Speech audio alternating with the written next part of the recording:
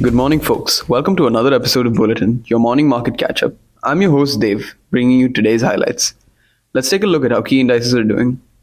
The Dow Jones Industrial Average, up most of the day, fell 0.2%, while the S&P 500 slumped 1%. The Nasdaq, on the other hand, sank 1.5%. Nifty is down 80 points and is at 19,820 as of 9:33 a.m. Moving on to today's updates, there's good news on the defense front, and this company can benefit heavily from it. Indian Navy has submitted a mega proposal to the government for building the second aircraft carrier. The project is slated to be executed by Cochin Shipyard. Though the actual placement of contract will take time, we believe that this is significantly positive for CSL, considering the substantial size of the project. Moreover, the uncertainty regarding the third aircraft carrier is now clear. We also believe companies like Bharat Electronics, Midhani will also be the key beneficiaries in this project. Speaking of new projects, Escorts Kubota Limited is now going to incorporate an NBFC to aid customers in financing of its products. In a regulatory filing, the company is informed that its board of directors have approved the proposal to incorporate a wholly owned subsidiary company as a non-banking financial company to finance the company's products or customers. The proposed company shall be incorporated with the authorized capital of Rs 700 crore, and the board has approved the initial infusion of Rs 200 crore. Having a captive financing arm certainly has an edge and is a positive development for the company. We believe this move to aid company volumes in the tractor space going forward.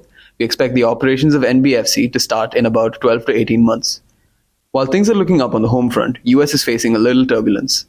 The US Federal Reserve hit a pause button once again, but signaled that their bank is ready to raise interest rates once more this year if economy and inflation doesn't cool further. Fed indicated in its new projection that borrowing costs may still need to go up by quarter percent point by the end of this year. On the data front, Fed expects core inflation to ease to 3.7% this year, compared to June projections of 3.9%. Unemployment rate rising to 3.8%, below the previous 4.1% projection, and the GDP growing by 2.1% in 2023, compared to June projection of 1%. After the FOMC meeting, dollar and US Treasury yields rallied. Dollar moved up to 105.44, 10-year benchmark interest rates surged to 4.41%, and US 2-year yield, more sensitive to Fed policy expectations, moved higher to 5.178%.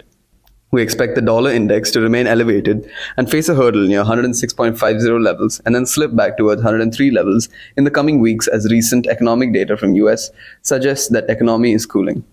Further, recent pause in the rate hike will give some time for data-dependent Fed to gather more information before taking decision on further rate trajectory.